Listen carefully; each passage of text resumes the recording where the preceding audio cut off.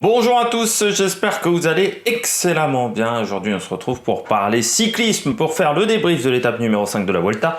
On parlera également de l'étape numéro 6 qui sera assez corsée aujourd'hui avec en fait une grosse côte dans le final. Donc ça pourrait vraiment convenir aux punchers. On parlera de tout ça, on parlera également du bilan des bleus, des tops et flops. Mais avant tout, n'hésitez pas à réagir dans les commentaires, à me donner également vos pronostics pour l'étape d'aujourd'hui.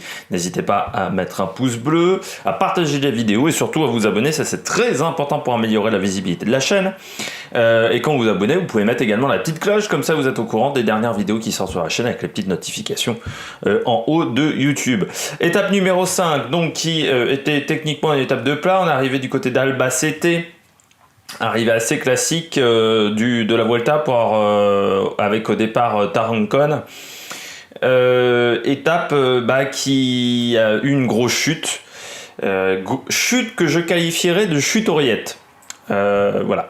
Étape 5 comme sur le Giro, hein. Je sais pas si vous vous souvenez, Landa, c'était l'étape 5 où il était tombé. Étape qui était très nerveuse, mais pour d'autres raisons, l'étape 5 du Giro.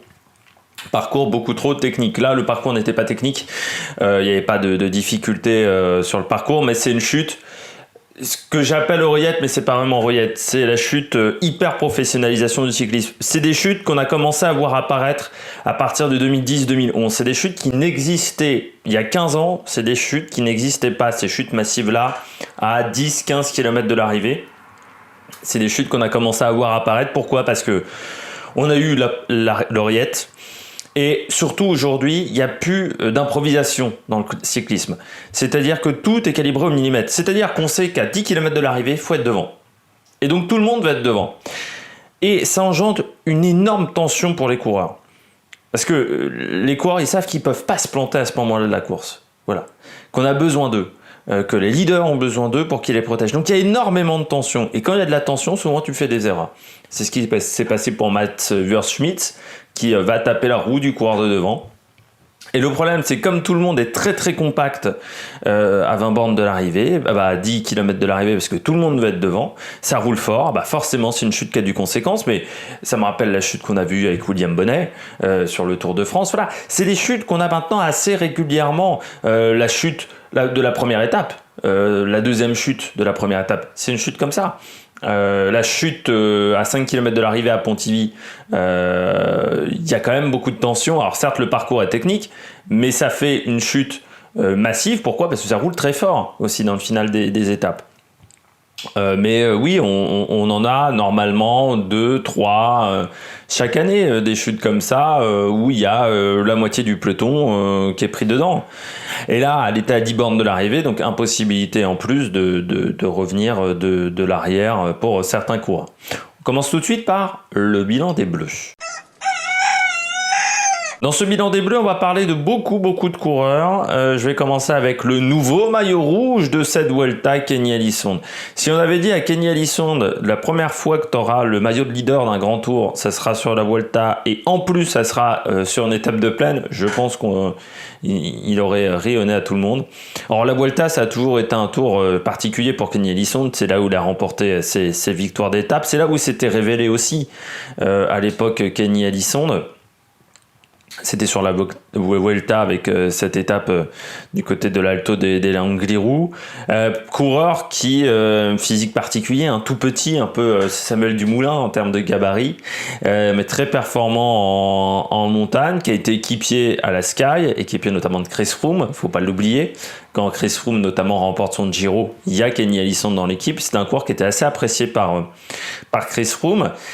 Ça fait du bien pour ce coureur-là parce que voilà, il a enfin un peu de reconnaissance. C'est un coureur qui souvent est sur le podium des étapes ou dans le top 5 quand il y a des échappées, mais qui gagne rarement. Il ne doit pas avoir 150 victoires dans sa carrière, Kenny Elissonde. C'est un coureur auquel Marc Madiot n'a pas forcément cru aussi, c'est pour ça qu'il était parti. Et puis chez Trek, j'ai l'impression qu'il est épanoui en plus. Et puis voilà, c'est un beau maillot. Trek n'en a pas eu en plus cette année de maillot de leader sur les deux autres grands tours. C'est bien pour Trek aussi, parce que c'est une équipe voilà, qui fait quand même du bon travail, je trouve. Du côté de Kenny, même si c'est une équipe qui est vieillissante, hein, tout n'est pas parfait chez les Trek, mais je trouve que c'est une équipe qui fait du bon travail.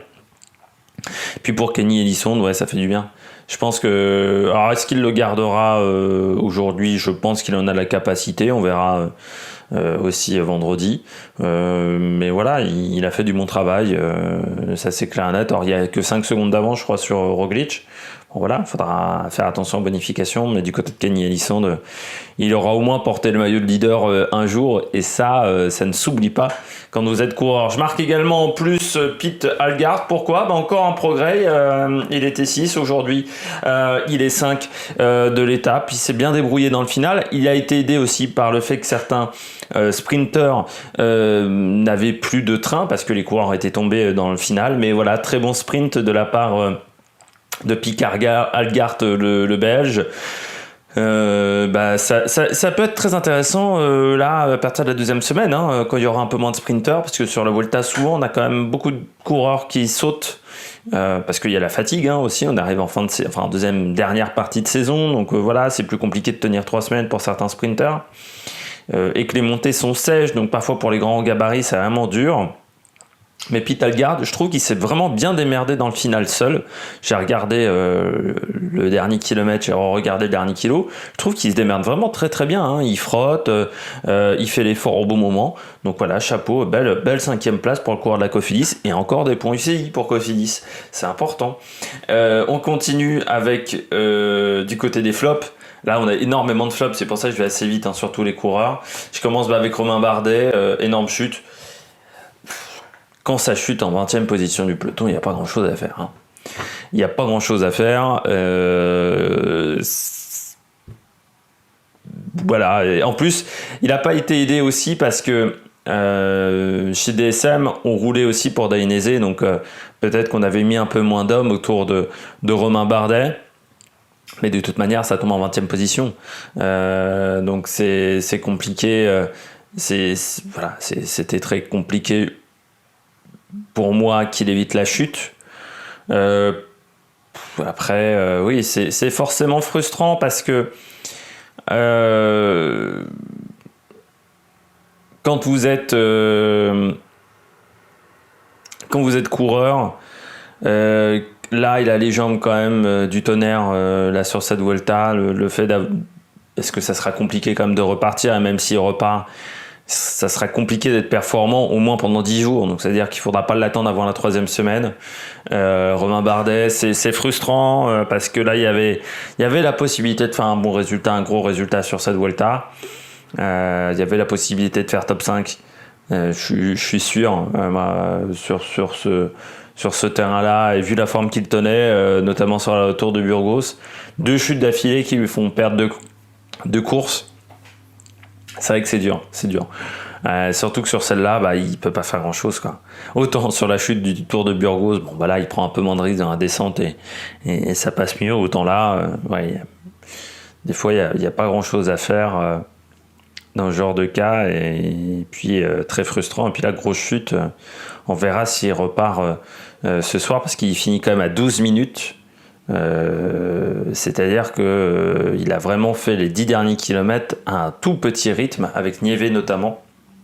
C'est pas sûr qu'il reparte, j'ai toujours pas l'info pour vous dire, il est 9h23, j'ai pas d'info pour le moment. Je continue avec Geoffrey Bouchard. Dommage, il perd du temps aujourd'hui, Geoffrey. Il se retrouve 36e à 2,43 désormais au général. C'est dommage, il était vraiment bien pour le moment au classement. Du côté de Geoffrey, ça s'est pas bien goupillé, je pense, gêné par la chute. Il y a une grande partie du peloton qui a été gêné par la chute, il perd beaucoup de temps.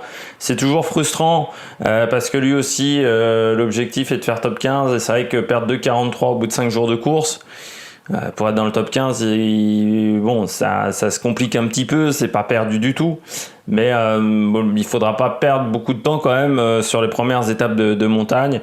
Et puis il faut voir s'il s'est pas fait mal, parce que parfois dans les chutes vous ne tombez pas, mais vous prenez un coup dans le genou ou dans la cheville, et ça peut être très très douloureux et très handicapant. Des fois, vous n'allez pas à terre, mais par contre, vous avez très mal parce que vous avez pris un coup de guidon dans le coude, un coup de guidon dans le genou, et ça peut être très très douloureux, même si vous n'êtes pas allé à terre. On continue avec Guillaume, non, pas avec Guillaume Martin, avec Arnaud Desmar, pardon. Du côté d'Arnaud Desmar, que dire? 10e.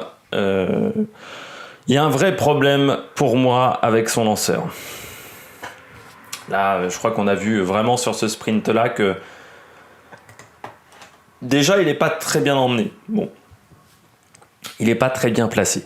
Il faut le dire, voilà, il y a le virage aux 900 mètres et il se retrouve assez loin, donc il se retrouve déjà en deuxième rideau. Ils sont obligés de faire beaucoup d'efforts en deuxième épaisseur, on pourrait dire, et c'est pas l'idéal du côté des sprinters.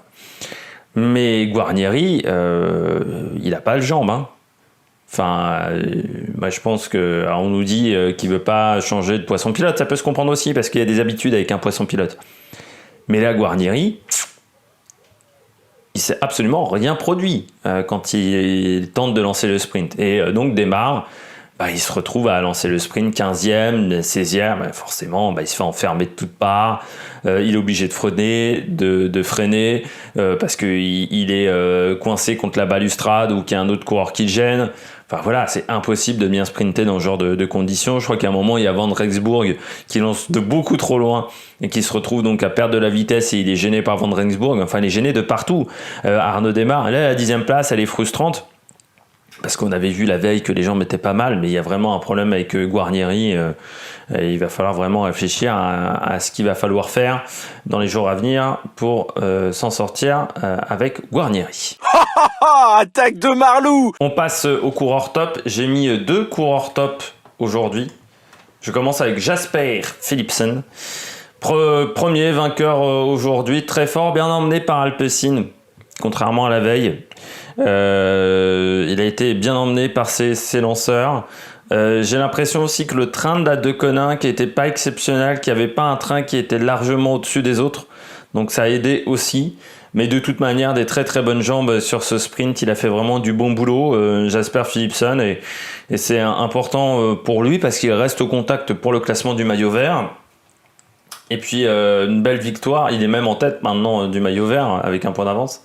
Mais surtout ce qui est intéressant pour Philipsen, c'est que voilà, 2e victoire d'affilée, et il montre qu'il est performant, que c'est un sprinter sur lequel il faudra compter sur cette Vuelta. Alors je suis plus réticent que Guillaume Di Grazia et Jackie Durand qui disaient c'est le meilleur sprinter de cette Vuelta. Je ne crois pas.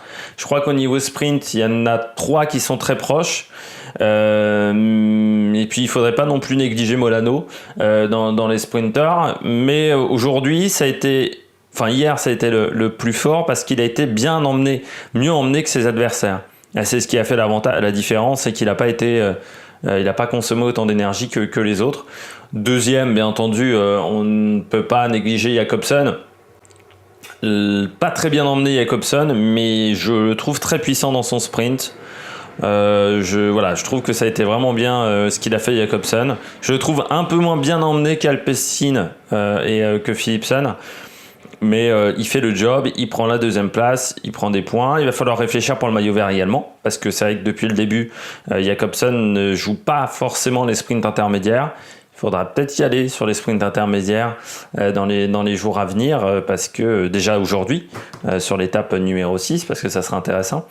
Voilà, du côté de Philipsen, de Jacobsen, je vais confondre les deux. Ça va être compliqué à comprendre pour vous, cette vidéo. Du côté de Jacobsen, il a fait, je trouve, du bon travail et vraiment une belle étape pour le coureur néerlandais.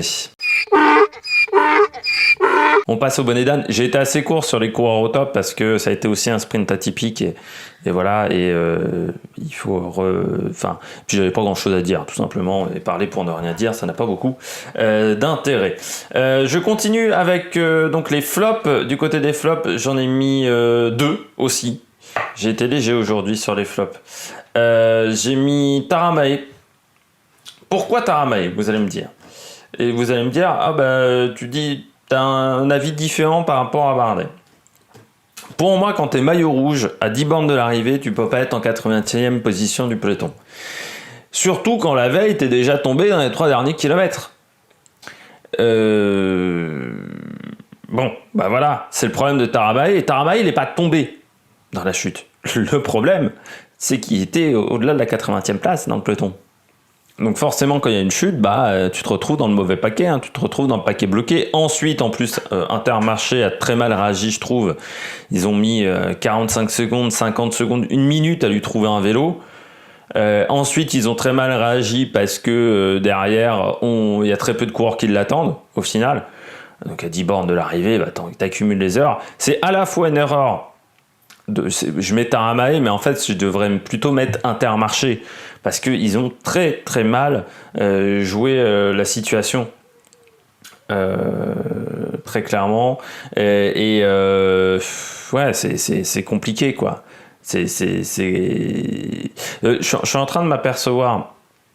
Quand j'ai parlé de démarche, j'ai dit qu'il était bloqué par Van Rensburg. Intermarché Vantigobert, parce que je suis en train de me rappeler. Je voulais dire Van Rensburg et un Intermarché Vantigobert. Hein. Il y a bien la différence entre ces deux phrases. C'est Riccardo Minali. Hein. Je dis pas que Van Rensburg est chez Intermarché Vantigobert. Juste clarifier la situation parce que des fois je réfléchis à ce que j'ai dit avant et je pense que c'est pas totalement clair. Du côté de Ryan Taramae, pour moi, quand on est maillot rouge, on peut pas être aussi mal placé à 10 bornes de l'arrivée. Et le fait et on peut pas aussi mal gérer la situation du côté d'Intermarché ensuite derrière. Ce qui est con, c'est qu'ils ont contrôlé toute la journée en tête du peloton pour se faire avoir encore une fois dans les 30-40 derniers kilomètres parce que les coureurs sont fatigués, parce qu'il n'y a pas assez de main d'œuvre, je pense. Donc ça c'est toujours un petit peu frustrant. Deuxième coureur flop, c'est Michael Matthews. Qui fait 25e du sprint. Je pense qu'on ne s'est absolument pas compris entre coureurs de l'équipe Bike Exchange parce que vous avez Robert Stannard qui fait 14. Du côté de Michael Matthews, c'est frustrant parce qu'il perd des points pour le classement du maillot vert, qui, je pense, était son objectif au tout début de la course. Et maintenant, il va falloir que les autres devant ils se plantent. Hein. Philipsen et Jacobsen, parce qu'il est derrière Démarre. Donc, il a 43 points. C'est-à-dire qu'il a 88 points de retard sur Philipsen. Voilà. Ça veut déjà dire quasiment 2 étapes de retard, donc autant vous dire que pour le maillot vert, Philipsen et Jacobsen vont se battre l'un contre l'autre, très clairement. Très frustrant pour Matthews, mais cette saison est frustrante, hein. Encore une fois, je l'avais répété, moi je m'attendais à beaucoup mieux de la part de Michael Matthews. Je pensais qu'il s'en sortirait beaucoup mieux, le coureur australien, et ça marche pas, quoi. Ça marche pas depuis le début de saison, donc c'est très frustrant et très décourageant, je pense, pour lui. On passe au profil de l'étape de demain, enfin d'aujourd'hui plutôt, je vais y arriver. L'Alto Requena et Alto de la Montana de Culera, 160 km, étape assez courte. Montée finale 1,9 km à 8,7% de moyenne, donc côte de 3e catégorie, côte pour Puncher, l'Alto de la Montagna de Culera. Et on aura un sprint intermédiaire à Pinedo qui sera également sprint bonification, qui sera encore une fois à 62 km de l'arrivée. Première partie d'étape en faux plat descendant, ça veut dire que pour aller chercher l'échappée, il va falloir vraiment cravacher, ça risque de rouler très très vite dans la première partie d'étape. Et ensuite, ça va grimper dans le final. On sera, je crois, également le long de la mer, puisque je vois qu'on passe à Valence. Je crois que c'est l'une des étapes où on est le long de la mer, donc il faudra faire également attention au vent. Je le dis toujours, mais le long de la mer, parfois le vent peut être très très très très fort, même si c'est la mer Méditerranée et que souvent c'est un peu moins présent quand même au niveau du vent, mais il faut toujours se méfier avec le vent qui peut être donc de côté. Et comme avant la côte c'est tout plat, on pourrait avoir des petites surprises. J'espère que vous avez aimé cette vidéo. Si vous avez aimé cette vidéo, n'hésitez pas à réagir dans les commentaires, vous abonner à la chaîne, et puis nous, on se retrouve pour de nouvelles aventures sur l'Amérique Production. Ciao ciao.